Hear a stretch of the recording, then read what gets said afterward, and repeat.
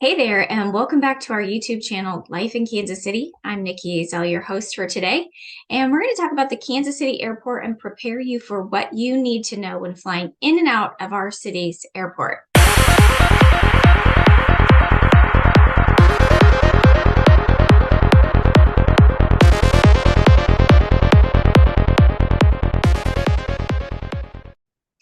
Okay, so today, before I tell you about our city's airport and all the things that you should prepare for, go ahead and do me a quick favor. Click that little subscribe button so that you get notified every time we post new content. Our team is working hard to make sure that we post new videos every single Friday with relevant and up-to-date information on the real estate market in Kansas City, as well as to share our knowledge about places to eat, visit, and events happening and so on. So we hope that you'll come back and enjoy these videos and come back every single week. So today I want to talk to you about the topic of the Kansas City Airport. First off, let's talk about why when you go to book your ticket, it says MCI instead of KCI. I wondered that for years, but apparently the airport was called the Mid-Continent International Airport. So the International Air Transport adopted MCI as the airport's designator code. And you probably didn't know this unless you work in the space, but the airport codes can't begin with N, K, or W. N is reserved for the aircraft, and K and W are reserved for radio call sign prefixes. So now you understand why to use MCI rather than KCI when booking your flights. For those of you flying into Kansas City for the very first time, I would say the biggest question is always, are there hotels nearby? Well, yes, there are. There are several, but the four that I would probably recommend to you because they're close, they're convenient, they're well-known, and they're well-kept is the Marriott, the Hilton, the Holiday Inn, or the Best Western Plus. And you can Google hotels near MCI Airport, and these four will definitely pop up for you. Typically, the next question is transportation. How do I get to and from my final destination? Well, really, it depends on where you're staying in the city. If you need transportation to the nearby hotels, just go to their website and just check to see if they have any shuttle details. I know for sure that the Marriott provides this to their guests, but I'm not sure about the others.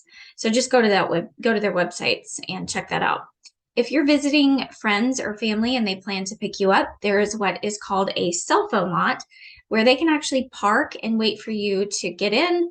And then that way they can call you and then you can just drive right up and pick them up from the terminal where the baggage claim is. This avoids them having to drive around the airport or park in an unauthorized area while waiting. If your family or friends want to meet you at the gate inside, they'll want to park in the parking lot across from the terminal where there's a minimal cost.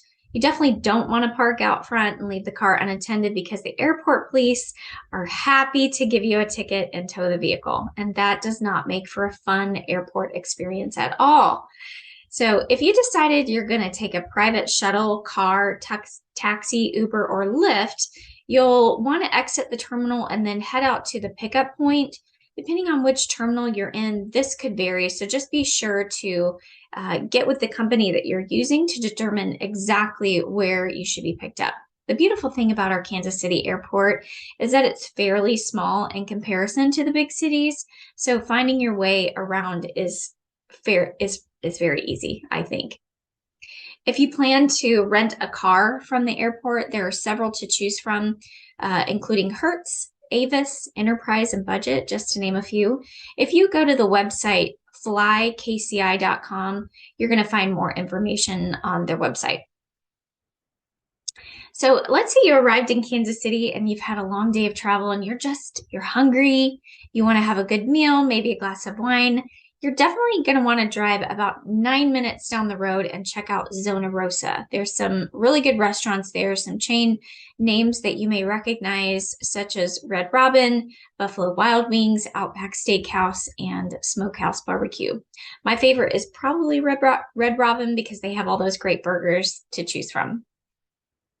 Our Kansas City airport experiences very few flight delays due to the uncongested air and ground space, short taxi time, and a low weather-related closure and cancellation rate. This is great news for you. Now, let me talk to those of you who are leaving Kansas City for the first time on an airplane. First, I want to tell you that compared to other cities that I've traveled in and out of, this is one of the easiest and most efficient airports to fly in and out of. You're going to be just fine. Just let the workers know it's your first time flying and they will make sure you get where you're going. Okay. First thing is first, your ID or your passport. This is very important. Depending on where you're going, you may only need your state driver's license or ID card. However, if you are flying out of the United States, you're going to need to get your passport. So whatever you do, don't show up to the airport without your ID. I did notice on the flykci.com website that beginning May 3rd of 2023, every traveler will need to show a real ID compliant driver's license, and these are marked with a star at the top of the card. So just a fair warning, they could turn you away from traveling if you don't have the proper ID. Okay? So secondly, make sure you arrive to the airport at least an hour and a half to 2 hours before your flight departure time. This will allow you enough time to get through any lines or groups of people that might be traveling together. Security is usually pretty fast, but I've been to the airport when a basketball or a soccer team were traveling, and it definitely takes longer when there's a big group like that because there's so many people trying to get through. All right, let's talk about your luggage. So this is going to vary by the airline. So just be sure to look at the website and prepay for your checked luggage prior to arriving at the airport if possible.